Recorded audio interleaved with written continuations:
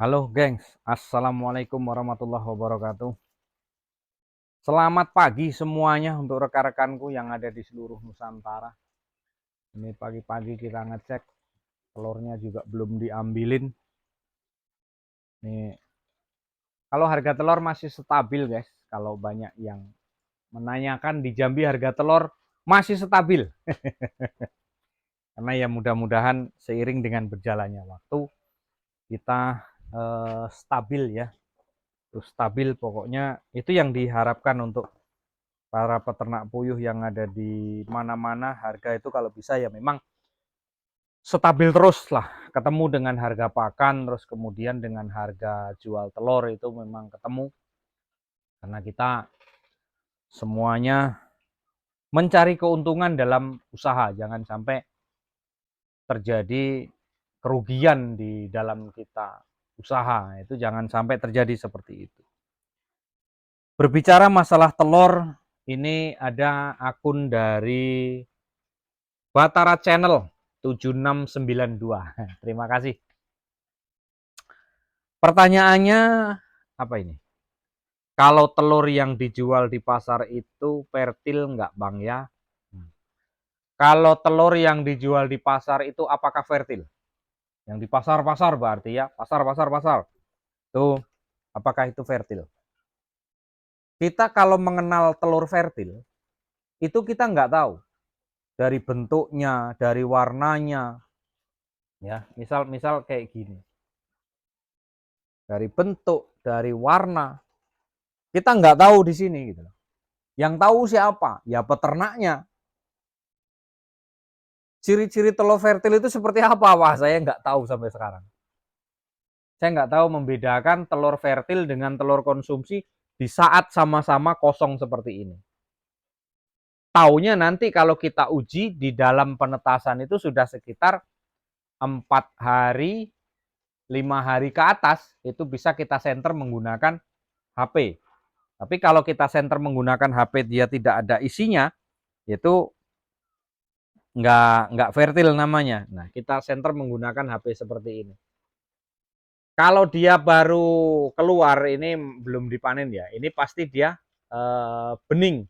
Ini pasti dia bening karena tidak ada fertilnya. Kalau ada fertilnya biasanya dia hitam seperti akar. Ada di video saya itu, ini telur bisa kita pastikan fertil apa enggaknya itu di umur 4 hari ke atas, itu pun di dalam penetasan. Jadi kalau yang di pasar-pasar itu ya ada juga sih mungkin sebagian, cuman kita nggak tahu. Tapi rata-rata kalau yang di pasar itu yang dijual-jual itu telur konsumsi. Karena apa? Sering saya bilang di video saya itu. Kalau kita jual telur tetas ini kita jual sebagai telur konsumsi, itu berbahaya kawan. Berbahaya bagi pengguna. Beracun ya Pak? Enggak, bukan masalah ke situ. Bukan masalah beracun apa enggaknya. Bunuh orang Pak? Enggak. Jadi bahayanya di sini. Kalau untuk telur tetas, itu nggak bisa tahan lama. Paling lewat 10 hari itu sudah nggak bisa dikonsumsi. Direbus dia kuningnya itu pudar dia, nggak mau keras dia. Kalau untuk telur konsumsi, tapi kalau untuk telur tetas itu nggak bisa. Lewat 10 hari, 9 hari itu sudah boleh dikatakan sudah nggak bisa lagi untuk dikonsumsi. Terkecuali kalau diceplok terus didadar, nah itu bisa. Tapi kalau direbus, dia nggak bisa. Kenapa? Kuningnya rusak sudah. Beda dengan telur konsumsi. Kalau telur konsumsi itu rata-rata di atas meja itu tahan 20 hari. Tapi kalau telur tetas, itu 10 hari sudah nggak bisa gitu loh. Makanya pertanyaannya tadi, apakah telur-telur yang di pasar itu tuh sudah pasti telur fertil? Kalau saya jawab sih enggak. Masalahnya kalaupun dijual di pasar, itu telur fertil, terus dijadikan telur konsumsi karena mungkin kayak contoh seperti saya. Di saat-saat saya itu pesanan telur fertil itu sepi, mungkin sepi, tidak ada yang pesen, terus tidak ada yang pesen bibit, karena kan saya kan ini kan fertil semua. Jadi masuk ke mesin, terus kemudian kita jual sebagai telur tetas. Nah, ini beresiko di situ. Walaupun ya belum pernah sih rasanya ya. Rasanya saya belum pernah jual telur konsumsi, jual telur tetas ini saya jadikan telur konsumsi gara-gara nggak ada pesanan telur tetas, itu rasanya belum pernah ya. Cuman mungkin pernah ya, tapi ya kita nggak tahu kapan, lupa sudah. Tapi nampaknya nggak pernah ya. Karena kita kalau nggak kita tetasi ya kita jual fertil gitu. Nah, kenapa saya jawab yang di pasar itu kok itu rata-rata bukan fertil? Karena ya itu tadi, rugi. Nanti konsumen mungkin nggak balik ke situ karena gara-gara telurnya cacat. Terus kemudian nanti bisa juga kita kehilangan pelanggan. Terus bisa juga kita nanggung rugi. Yang peternaknya rugi. Karena apa? Setelah itu nanti nggak laku, telur rusak. Terus kemudian kita ruginya karena di situ kita ada jantan. Ada jantan di situ. Kita memberi makan jantan, kemudian memberi makan betina juga. Makanya di situ menanggung kerugian. Sering kali saya sampaikan, kalau kita lari ke pembibitan, kita harus bisa terjun ke pemasaran masalah fertil, terus kemudian masalah DOQ. Kita harus punya penetasan gitu. Kalau kita nggak punya penetasan, ya kita nggak bisa juga mau terjun ke pembibitan gitu loh. Sulit kita. Kendalanya di situ. Sudah mesin terjadi, kita merakit bisa, kendalanya lagi di mana? Di lampu. Gitu. Ya saya dulu juga seperti itu, tapi seiring dengan berjalannya waktu, alhamdulillah 1, 2, 3, 4, 5, 6, 7, 8. Ada 8 mesin.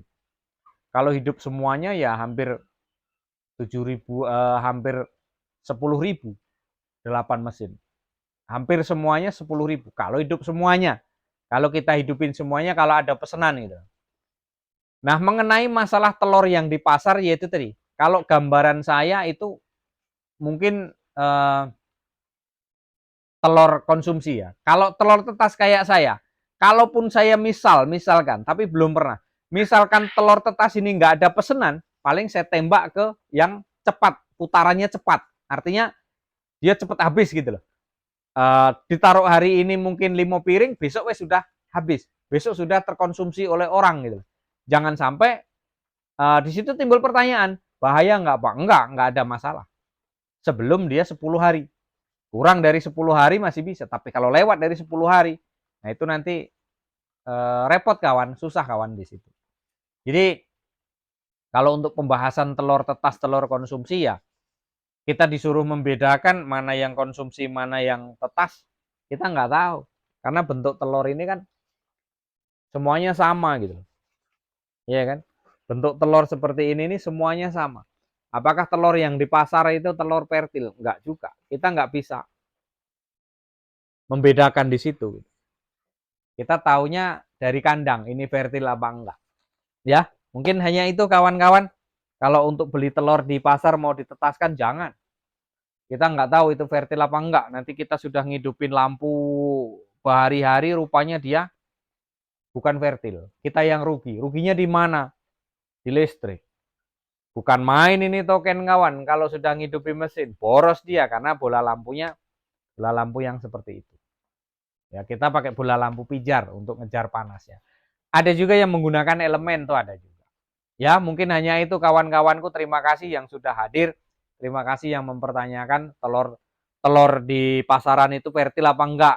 Artinya mungkin mau cari murah, mungkin mau cari aman, beli aja di pasar kita tetasi.